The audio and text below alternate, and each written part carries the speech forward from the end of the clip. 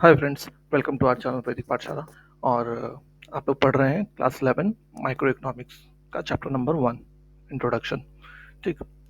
ये ऑलमोस्ट हमारा चौथा पार्ट है। हाँ। इससे पहले हमने देखा था कि what are the central problems of a economy, what to produce, how to produce and for whom to produce. इसको डिटेल में हम कवर कर चुके हैं। फिर हमने अपॉर्चुनिटी कॉस्ट के बारे में जाना था कि अपॉर्चुनिटी कॉस्ट क्या होती है। आज हम लोग पढ़ेंगे प्रोडक्शन पॉसिबिलिटी फ्रंटियर। ठीक। ये आपका ऑलमोस्ट लास्ट टॉपिक है। मैं कोशिश करूँगा या तो इसी में ख़त्म करूँ या फिर एक एक वीडियो और रख लेंगे, है ना। ज़्यादा जल्दबाजी नहीं करने की ज़रूरत है, वरना आपको कुछ छूट जाए वो बन नहीं जाता। आपको समझ में आना चाहिए चीज़ें, बस वो जब इम्पोर्टेंट है। तो इससे पहले आपने अगर हमारे वीडियोस नहीं देखे हैं तो प्लीज़ हमारे प्लेलिस्ट चेक कर लीजिए, वहाँ आपको सारे वीडियोस मिल जाएंगे। और चैनल पर पहली बार आए हो तो प्लीज़ लाइक और सब्सक्राइब कर लो। देखो, एक बार फिर से वही पुरानी लाइन कि हमारे रिसोर्सेज कम है, हमारी जो वांट्स है अनलिमिटेड है। तो जो हमारे रिसोर्सेज है वो सारी वांट्स को सेटिस्फाई नहीं कर सकते, तो हमें क्या करना पड़ता है, इस तरीके से यूज करना उन रिसोर्सेज को कि हम अपने मैक्सिमम जो पॉसिबल हो सकता है वांट्स उसको सेटिस्फाई कर सके, है ना। तो सोसाइटी को डिसीजन भी लेना पड़ता है कि क्या, what to produce, how to produce and for whom to produce. ठीक है। एक देखो, हम लोग यहाँ पे ना एक टेबल पढ़ेंगे, देखेंगे। सबसे पहले ये टेबल दे रखी है आपके सामने, ठीक। और इसको बोलते हैं प्रोडक्शन पॉसिबिलिटी शेड्यूल।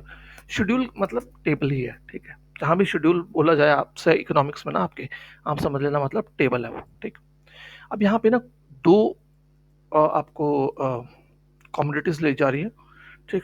और कंपैरिजन किया जा रहा है कि देखो, अगर हम एक को प्रोडक्शन बढ़ाते हैं तो दूसरा का प्रोडक्शन घटेगा, ठीक है। अब यहाँ पे सिर्फ हम दो ही चीज क्यों ले रहे हैं, ये भी बात है। इसी को कॉम्बिनेशंस आप देखो, सॉरी, आप देखो हमने यहाँ पे दो कॉमोडिटीज ली हैं, जिससे हम दिखाना चाह रहे हैं कि देखो, अगर आपको किस तरीके से हमें चॉइस करना पड़ता है चीज़ों के बीच में, है ना, प्रोडक्शन को। अगर आप एक चीज़ का प्रोडक्शन बढ़ाते हो तो दूसरी चीज़ का प्रोडक्शन घट जाता है। अब ये एप्लीकेबल हो जाता है आपका मल्टीपल चीज़ों के लिए, है ना। इकोनॉमी में तो हजारों चीज़ें बन रही हैं, तो ये सब पे एप्लीकेबल है। बट यहाँ पे हम सिर्फ दो का ही एग्जाम्पल इसलिए ले रहे हैं ताकि आप क्लियरली समझ सको इस आइडिया को कि हम क्या बताना चाह रहे हैं, ठीक है। और जब हम इसको, इस टेबल को ग्राफ के फॉर्म में रिप्रेजेंट करेंगे, आपने 9th 10th वगैरह में खूब ग्राफ बनाए हैं ना, टेबल से ग्राफ पे बनाना, तो आपको आता है ग्राफ बनाना। तो ग्राफ अगर नहीं आता है तो यार प्लीज़, मैं यहाँ पे मैथ नहीं पढ़ा हूँ, आप लोग प्लीज़ 9th या 10th का कोई लेक्चर देख लीजिए वीडियो पे, 10 मिनट में सीख जाओगे, है ना, आराम से। तो प्लीज़ रिक्वेस्ट है, आप लोग देख लेना।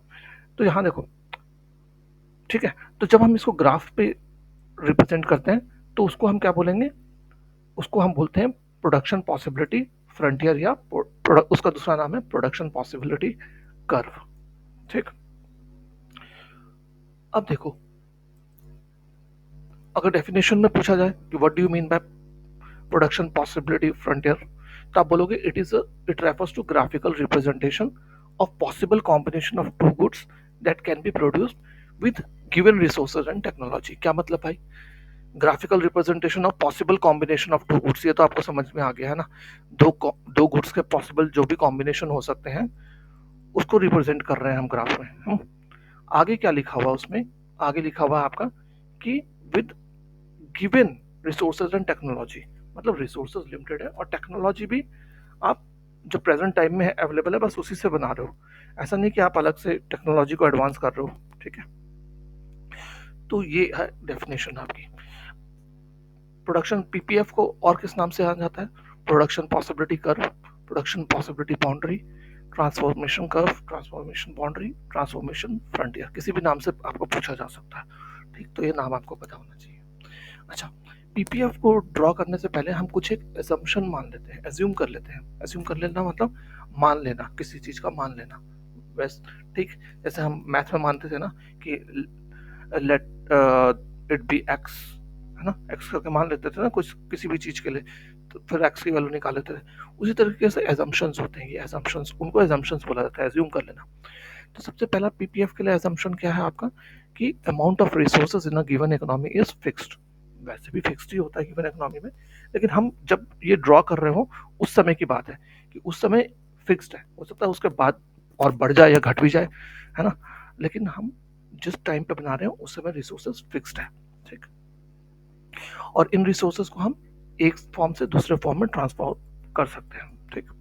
दूसरा, with the help of the given resources only 2 products can be produce. अब हम ये भी मान रहे हैं कि जितने भी हमारे प्रोडक्ट रिसोर्स है ना इकोनॉमी में, हम उससे सिर्फ 2 ही प्रोडक्ट बना रहे हैं। हालांकि आप ये कहोगे सर इकोनॉमी में तो हजारों प्रोडक्ट बनते हैं, बट सिर्फ सिंप्लिसिटी के लिए ये माना जा रहा है, एजम्पशन किया जा रहा है ना, कि हम यहाँ पे सिर्फ सारे के सारे जो इकोनॉमी के रिसोर्स है, पूरे इंडिया का जो रिसोर्स है, हम सारा सिर्फ ये 2 ही प्रोडक्ट बनाने में खर्च कर देंगे। ये सिर्फ माना जा रहा है, ऐसा होता नहीं है। ये इसलिए किया जा रहा है ताकि आप सिर्फ समझ जाओ कंसेप्ट ये वाला पीपीएफ का, फिर आप इसको मल्टीपल के लिए एप्लीकेबल कर लो। आप बड़ी क्लासेस में जाओगे तो आपको मल्टीपल पे एप्लीकेबल कर दो और आप सीख भी जाओगे, आप समझ में आ जाएगा अभी आपको, ठीक है, क्यों हम 2 को ही ले रहे हैं। Resources are fully and efficiently utilised, ये लाइन कंफ्यूजिंग होती है, ये समझ लो अच्छे से। Resources are fully and efficiently utilised का मतलब है कि कोई भी रिसोर्स जो है उसकी बर्बादी नहीं होगी, बिल्कुल, ठीक है। वो 100% यूज होगा, वो एफिशिएंटली यूज किया जाएगा, मतलब 100% अच्छे से उसको यूज किया जाएगा, किसी भी चीज का वेस्टेज नहीं होगा, ठीक। और कोई भी वेस्ट नहीं करेगा रिसोर्स को, चाहे ह्यूमंस है वो भी 100% वर्क करेंगे। 8 घंटा ड्यूटी करना मतलब एकदम 8 घंटे डट के ड्यूटी करेंगे, एफिशिएंटली करेंगे, है।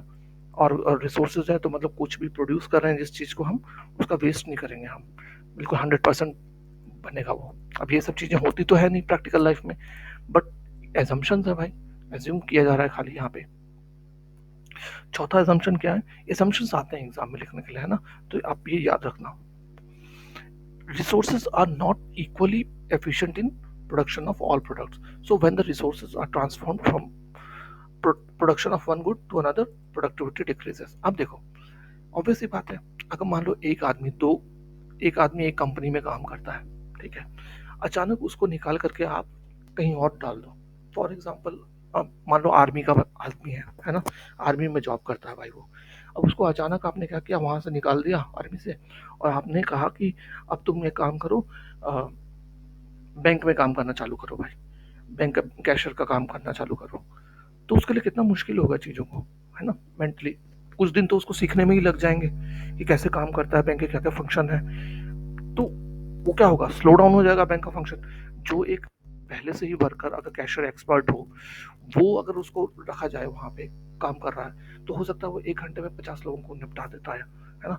लेकिन अगर कोई नया आएगा तो उसको एंट्री विंट्री करने में, पैसा गिनने में टाइम लगेगा, डर डर के काम करेगा, तो हो सकता है 1 घंटे में 20-25 ही लोगों को करे, है। तो एफिशिएंटली यूज नहीं करेगा।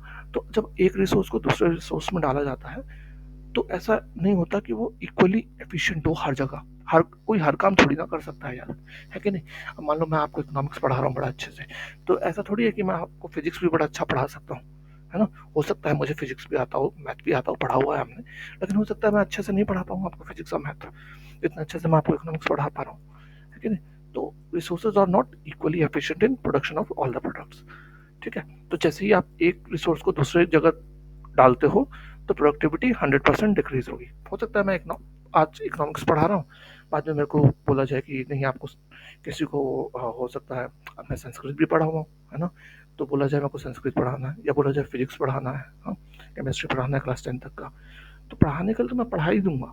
लेकिन मैं क्या उसके साथ कंपैरिजन कर सकता हूँ जिसने हो सकता है मास्टर्स कर रखी हो, है, साइंस में मास्टर्स कर रखा हो आपका, केमिस्ट्री में, फिजिक्स में, है, या एमए कर रखा हो संस्कृत में, तो मैं उनकी बराबरी नहीं कर सकता ना। मैं पढ़ाने के लिए पढ़ा दूंगा, काम चलाऊँ, तो एफिशिएंसी डिक्रीज हो जाती है, ठीक है।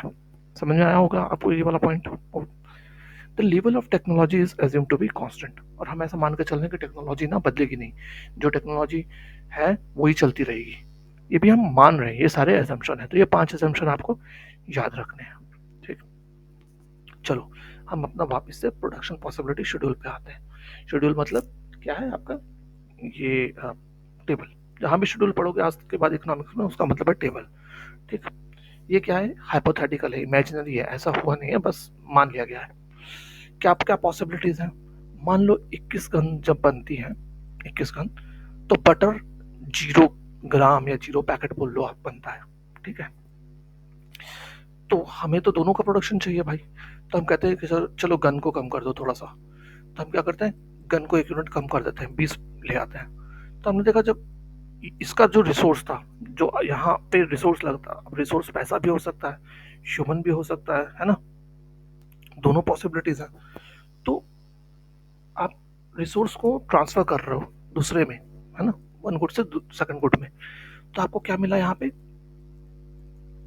1 यूनिट ऑफ बटर मिला। अब मार्जिनल अपॉर्चुनिटी कॉस्ट आप पढ़ोगे, मार्जिनल अपॉर्चुनिटी कॉस्ट आप लोग पढ़े नहीं हो ना, ये पहले पढ़ लो, ये भी मैं बता देता हूँ, फिर हम वापस उस पर जाएंगे। Number of units of a commodity sacrificed to gain 1 additional unit of another commodity.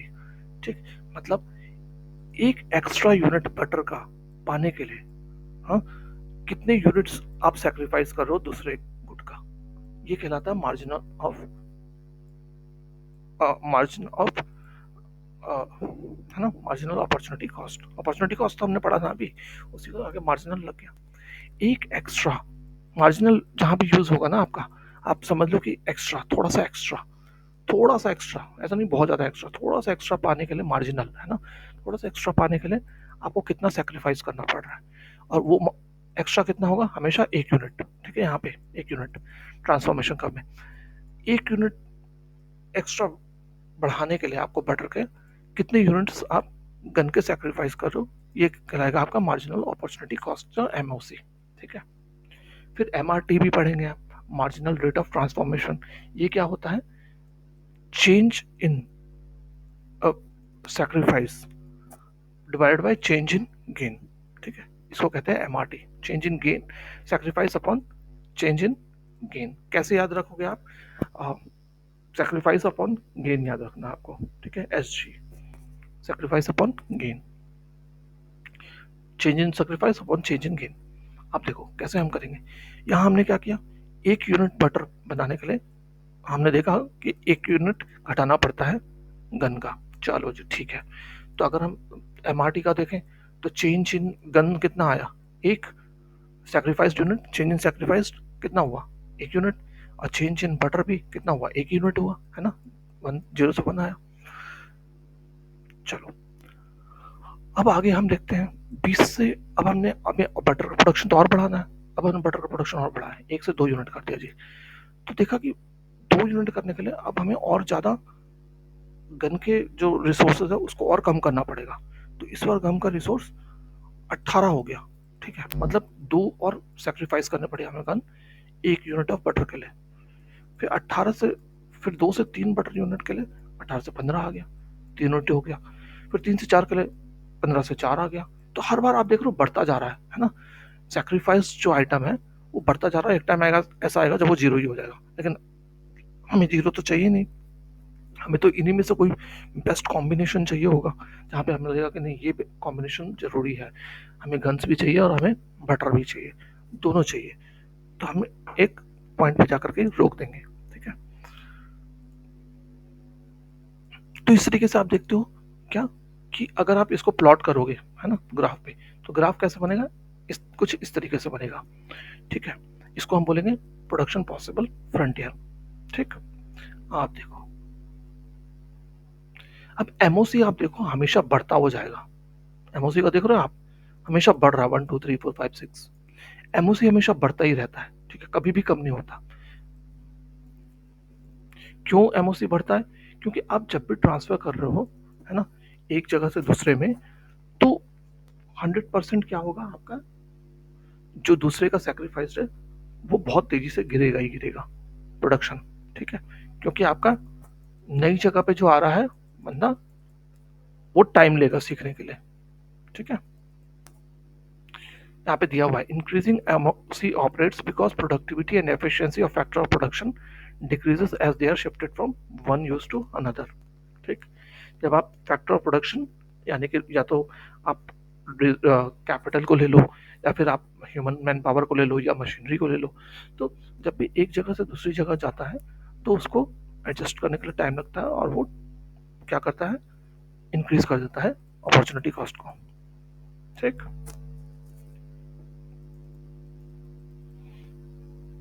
जैसे वही वाली बात यहाँ पे एग्जाम्पल में भी दे रखा है कि मान लो कोई गन बनाता था, हाँ, वर्कर, अब उसको आपने भेज दिया बटर बनाने के लिए, तो बटर बनाना पहले सीखेगा, है ना, बटर बनाना सीखेगा तो टाइम लेगा, ठीक है, टाइम लेगा तो आपका 100% वो बढ़ेगा एमओसी, ठीक। एमआरटी भी हमने पढ़ लिया।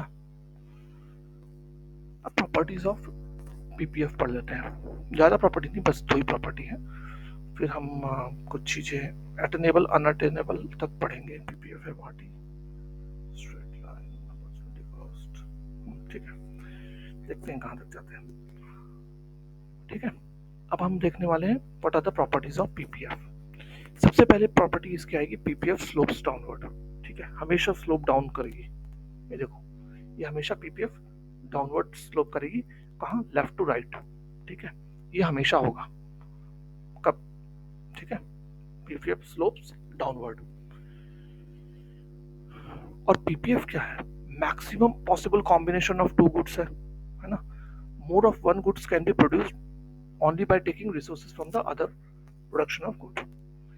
ये देखो, ये जो हमने कॉम्बिनेशंस बनाए हैं, ये क्या है, मैक्सिमम पॉसिबल प्रोडक्शन है, क्योंकि हमने सारे के सारे रिसोर्सेज लगा दिए, हमने पहले ही अज्यूम कर लिया, हमने सारे रिसोर्सेज लगा दिए, इसके ऊपर पूरी इकोनॉमी में रिसोर्सेज ही नहीं है, तो अगर आपको एक को बढ़ाना है तो दूसरे को तो घटाना ही पड़ेगा, है ना, यही होगा, तभी रिसोर्स आपका बढ़ेगा, तभी आपका बढ़ सकता है दूसरा, तो आपका हमेशा ये क्या होगा, इन्वर्सली प्रोपोर्शनल है एक दूसरे से ना, ये दोनों क्या है, इन्वर्सली प्रोपोर्शनल है, एक बढ़ेगा तो दूसरा घटेगा ही घटेगा 100%, ठीक, तो इन्वर्सली प्रोपोर्शनल है, इस चलते ये क्या होगा, डाउनवर्ड स्लोप होगा, ठीक, ये आपको रीजन याद रखना है, क्या है, ये कॉमोडिटी जो हमारा पीपीएफ है वो शो करता है maximum possible combination of two goods, है ना, using all the possible resources and technology, और जब भी वन गुड को हम more of one good can be produced only by taking out the resources from other good, ठीक।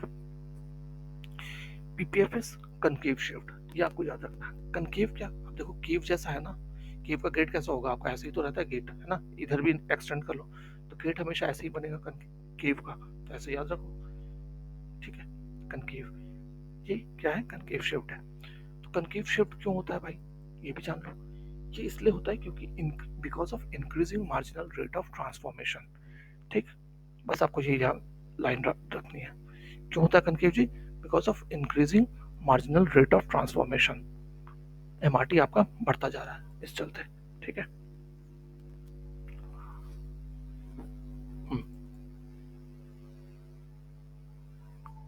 ठीक। अब आगे क्या क्वेश्चन आता है, whether economy will always operate on PPF, हमने बोला कि ये जो पीपीएफ है मैक्सिमम, सारे मैक्सिमम पॉसिबल जो हो सकता है इकोनॉमी का वो दर्शा रहे हैं, ये पॉइंट्स है ना, A B C D E F, इससे ज़्यादा ये मैक्सिमम पॉसिबल है ना, सारे रिसोर्स यूज़ कर डाले तो इतना ही प्रोड्यूस कर सकते हैं, मतलब इसके ऊपर हम प्रोड्यूस नहीं कर सकते, है ना, तो क्या इकोनॉमी हमेशा पीपीएफ पे ही वर्क करेगी, ऐसा पॉसिबल है नहीं, हो सकता है पीपीएफ के अंडर भी वर्क करती हो, है कि नहीं, कब अंडर वर्क करेगी, जब हो सकता है हम रिसोर्स सारे यूज ना कर रहे हो, है ना, तो पीपीएफ पे कब, पीपीएफ क्या शो कर रहा है हमें, मैक्सिमम अवेलेबल पॉसिबिलिटीज, ये तो क्लियर है, तो PPF economy will operate on PPF only when all the resources are fully and efficiently used, ठीक, ये तो assumption में ही था, economy will operate at any point inside PPF if the resources are not fully and efficiently used, है ना, हमने क्या माना, एक तो हम सारे resources यूज कर रहे हैं इकोनॉमी के, प्लस सारे के सारे रिसोर्सेज 100% एफिशिएंट है, ये भी हमने एज्यूम किया था ना, देखो resources are fully and efficiently use, ये भी हमने यूज किया था, कुछ भी बर्बाद नहीं होता है, ठीक है, तब तो ये कंडीशन है, अगर मान लो अंदर ऑपरेट कर रहा हो, अगर कोई पॉइंट मान लो इसके अंडर आता है अगली बार हम जब करते हैं, तो उसका क्या मतलब है, उसका मतलब ये है कि जो रिसोर्सेज है वो 100% यूटिलाइज नहीं हुआ है कहीं ना कहीं, ठीक है, उसका यही मतलब है, ठीक। Economy cannot operate at any point outside PPF as it is unattainable with the available productive capacity. और जो आपके पास गिवन रिसोर्सेज है ना, गिवन रिसोर्सेज और टेक्नोलॉजी है, उसके बाहर कभी भी आप प्रोड्यूस नहीं कर सकते। क्या कोई पॉइंट यहाँ पे होगा डी के बाहर में, इस कर्व के बाहर के साइड में? नहीं हो सकता। क्यों? क्योंकि आपने सारे के सारे यूटिलाइज कर दिया यहाँ पे। यहाँ पे होने का मतलब क्या है, इसके बाहर होने का मतलब क्या है? आप उसकी वैल्यू ज्यादा होगी, इनसे ज्यादा वैल्यू होगी, है ना? 6 हो सकती है, 7 हो सकती है ना? हो सकता है 7 आए, हाँ 6 से आगे आएगा ना, तभी तो बाहर आएगा वो, नहीं तो कैसे आएगा? या तो 21 से ऊपर होगा, और 6 से तो 100% बाहर होगा, तभी बाहर आएगा वो पॉइंट। तो बाहर आने का तो सवाल ही नहीं हो रहा, क्योंकि हमने सारा का सारा यूटिलाइज कर डाला है रिसोर्स और प्रोडक्शन। तो वो तो पॉइंट अटेनेबल ही नहीं है, अटेन ही नहीं कर सकते हम उस पॉइंट को। ठीक है, विद गिवन रिसोर्सेज एंड आपका टेक्नोलॉजी। हाँ, हो सकता है रिसोर्स बढ़ा दो और टेक्नोलॉजी भी अच्छी ले आओ, तो फिर आपका प्रोडक्शन बढ़ जाएगा, तो 100% आप इसके बाहर चले जाओगे, है ना? 6 के बाहर भी आ जाओगे और ज़्यादा प्रोडक्शन। लेकिन हम कह रहे हैं कि नहीं, रिसोर्स भी लिमिटेड और आपका टेक्नोलॉजी भी लिमिटेड, तब आपका ये मैक्सिमम पॉसिबल है। ठीक, चलो इसमें आप कोई डाउट नहीं होगा, है ना? तो इसका मतलब क्या हुआ? Economy can either operate on PPF और इनसाइड, है ना? यही दो कंडीशन हो सकती है, या तो पीपीएफ पे काम कर सकता है या पीपीएफ के अंदर। इसको हम क्या बोलते हैं? Attainable combinations. ये अटेन किया जा सकता है। Economy can not operate outside PPF, जिसको हम बोलेंगे अनअटेनेबल कंडीशन, जिसको अटेन ही नहीं किया जा सकता। ये एफ वाला पॉइंट 6 से बाहर है, तो ये अटेन ही नहीं किया जा सकता, है ना? क्योंकि हमने सारा का सारा आपका यूज कर दिया है। अटेनेबल कंडीशंस क्या होते हैं? दो कंडीशंस हैं। ऑप्टिमम यूटिलाइजेशन ऑफ रिसोर्स, आपने सारे का सारा रिसोर्स एकदम 100% यूज किया, तभी आप अटेन कर पा रहे हो, है ना?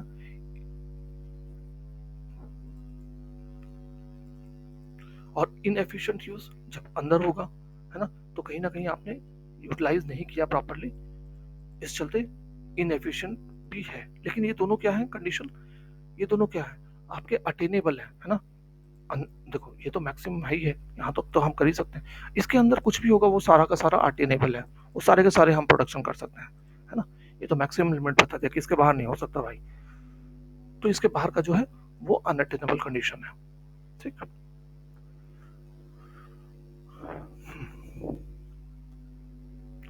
अब एक क्वेश्चन उठता है, can PPF be a straight line? अभी हमने क्या बोला? कनकेव शेप्ड होता है ना? तो क्वेश्चन उठता है, क्या वो स्ट्रेट लाइन नहीं हो सकता पीपीएफ का भी? पीपीएफ स्ट्रेट लाइन भी हो सकता है ना? अगर एमआरटी कांस्टेंट हो तो। ठीक, एमआरटी क्या था? मार्जिनल रेट ऑफ ट्रांसफॉर्मेशन, है ना? That is same amount of quantity is sacrifice to gain additional amount of commodity. अब एमआरटी का क्या मतलब था? कि change in sacrifice upon change in gain, तभी तो होगा ना, उसको एमआरटी बोलते थे। अब एमआरटी की वजह से ही वो कॉन्केव शेप्ड आ रहा था, इंक्रीजिंग एमआरटी था इसीलिए कॉन्केव शेप्ड आ रहा था। अगर आपको स्ट्रेट लाइन चाहिए तो उसका मतलब क्या होगा? कि कांस्टेंट होना चाहिए वो बिल्कुल एमआरटी। कांस्टेंट होने का मतलब क्या है? कि आप बिल्कुल 100% एफिशिएंट हो। हाँ, तो ये, हाँ बिल्कुल हो सकता है, स्ट्रेट लाइन भी हो सकता है, डिनाई नहीं किया जा सकता, बट प्रैक्टिकली ये नहीं हो पाता है। ठीक है, अब दूसरा क्वेश्चन आता है, कैन पीपीएफ बी कन्वेक्स? चलो कनकेव शेप तो आपने बता दिया जी, कन्वेक्स नहीं हो सकता क्या? कन्वेक्स का मतलब क्या होता है? कन्वेक्स का मतलब होगा कि marginal rate of transformation decrease हो रहा हो। ठीक है, इंक्रीज हो रहा था तो कनकेव, कांस्टेंट रहेगा तो स्ट्रेट, अगर डिक्रीज होगा तब जाके आपका कॉन्वेक्स शेप होगा। ये ऐसे हो, ये वाले शेप को हम कह रहे हैं convex shape. But marginal rate of transformation कभी भी लाइफ में आपका डिक्रीजिंग नहीं हो सकता, हमेशा इंक्रीजिंग ही होता है। इस चलते कॉन्वेक्स शेप नहीं हो सकता कभी भी आपका पीपीएफ का। ठीक है, तो ये था आपका टॉपिक्स, इंपॉर्टेंट टॉपिक्स। अब हम लोग इसके बाद पढ़ेंगे चेंजेस इन द पीपीएफ अगली वीडियो में। काफी लंबा वीडियो हो चुका है, कहीं पे कोई डाउट हो 1 से 2 बार वीडियो देख लो, मैंने पूरी कोशिश किया कि धीरे धीरे बताऊं। और सबसे ज्यादा चैप्टर का इम्पोर्टेंट टॉपिक्स यही था। ठीक है, जो प्रॉपर्टीज हैं कि कनकेव क्यों है, कन्वेक्स क्यों है, एमआरटी क्या है, एमओसी क्या है ना, और एजम्पशंस क्या क्या है पीपीएफ की, ये इम्पोर्टेंट टॉपिक्स थे। होप आपको समझ में आ गया हो। अगर कोई दिक्कत हो तो प्लीज कमेंट करना, कोई सजेशन हो तो भी हमें बताना। ठीक, मिलते हैं अगली वीडियो में। Thanks for watching. जय हिंद।